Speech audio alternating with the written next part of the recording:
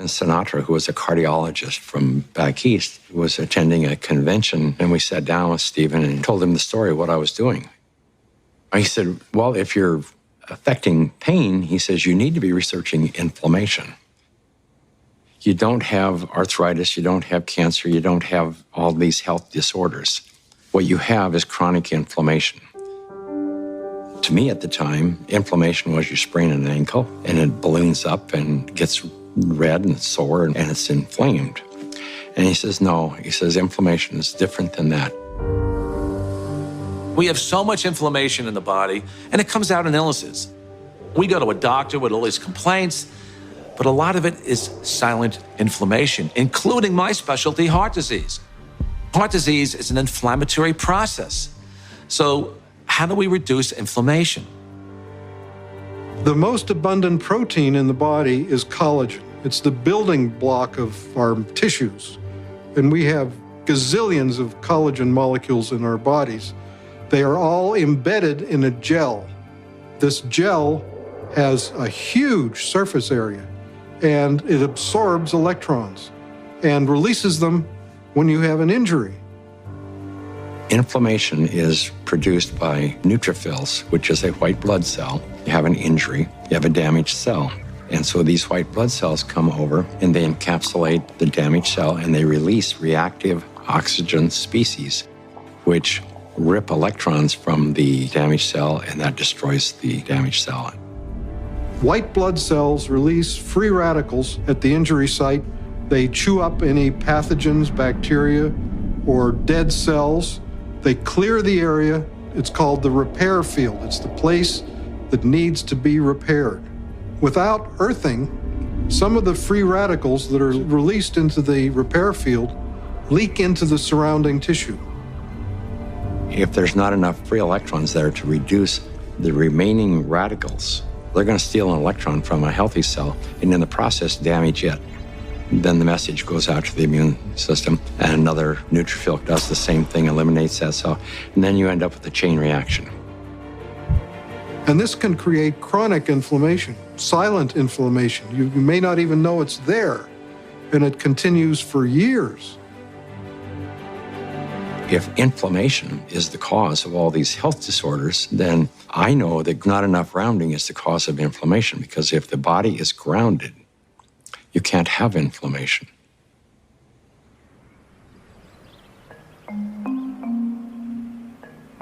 The initial grounding studies showed promise, but there was still a big question.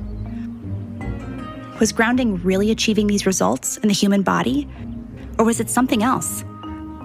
A placebo effect of some kind. I am Senior Research Medical Scientist at North American Science Associates. I spent about 10 years working in the environmental area, 5 of those at the Environmental Protection Agency. And in 1980, I started working at the Food and Drug Administration, where I led a team of biostatisticians, and we reviewed clinical trials for new medical devices. I would guess that approximately 10% of the medical devices that FDA sees from inception would end up getting approval at the end of the day. So I would review them very critically. A couple of years ago, my 92-year-old mother was suffering from peripheral artery disease, and that would require them to do an intervention. They would go in and have to clean out her femoral artery, put in a balloon or stent.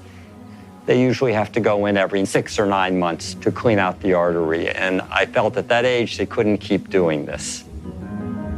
I tried most everything, and I was looking around and I saw this thing on earthing, that earthing might be helpful for peripheral artery disease. And I said, well, it's not going to hurt her. I don't think it will really help her.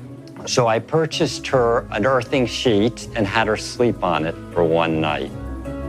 She was also having trouble hitting a forehand, and this is a lady who had played tennis for 70 years, and she just couldn't remember how to hit it. Next day, she had no trouble. So I said, there's definitely something here.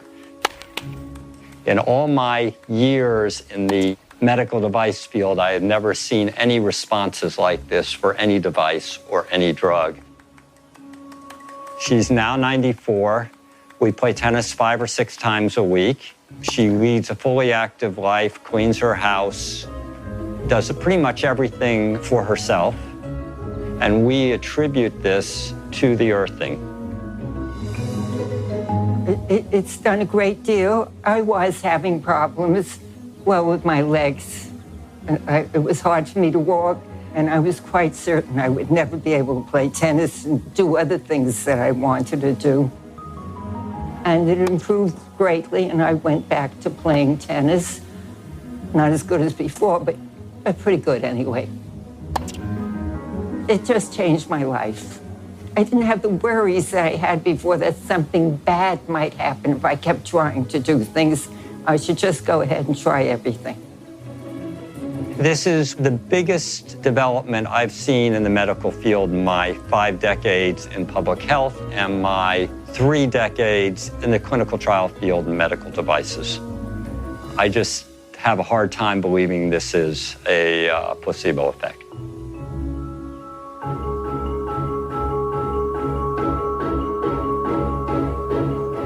You need electrons for energy. It's called the electron transport chain in mitochondria. It generates adenosine triphosphate, or ATP. It's the energy molecule in the body.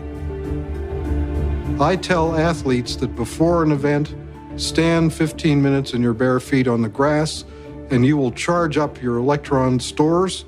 And should you fall down, and athletes fall down, you will not have inflammation at all. If you could think about the last time you were barefoot, like in nature, it probably wasn't very recently, you know? Can you walk us through it? What is let's earth. Yeah, what is my first step? Take the shoes off, take the shoes off. I first learned about grounding maybe 12, 13 years ago through one of the trainers for the Tour de France team from the US, and he was using it with many of their athletes and with surprising results. And I think this surprising best summarizes my response to it because it didn't seem to make sense. I think I became a believer once I started to explore the science. ATP is short for adenosine triphosphate. It's the energy currency of the cell. We're bioelectrical beings. That's the currency of our body. That's how it works. That's how we run our biological systems, is by generating this electrical energy that's transferred. And when we connect to the earth through a conductive surface in some way, there's a transfer of electrons that slowly go into our body. We tried to figure out how much charge the body takes in when you touch the earth. What happens is the body saturates with electrons practically instantaneously. It's so fast that you can't measure it.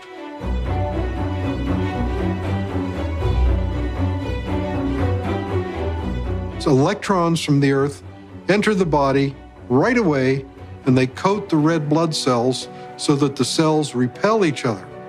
And then they can't clump, and the blood viscosity goes down. It's easier for the heart to pump the blood pressure goes down.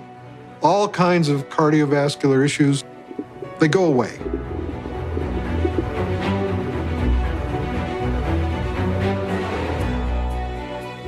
In situations where we are insulating ourselves from this a surplus of electrons into our body, we're going to get the absolute opposite. So instead of having low levels of inflammation and a thin blood, we'll have thick blood that's more likely to clot, and our levels of inflammation tend to increase. And I'm just thinking on the way here, I was thinking about how maybe the thinning of the blood is the reason that all the physiological systems go into balance.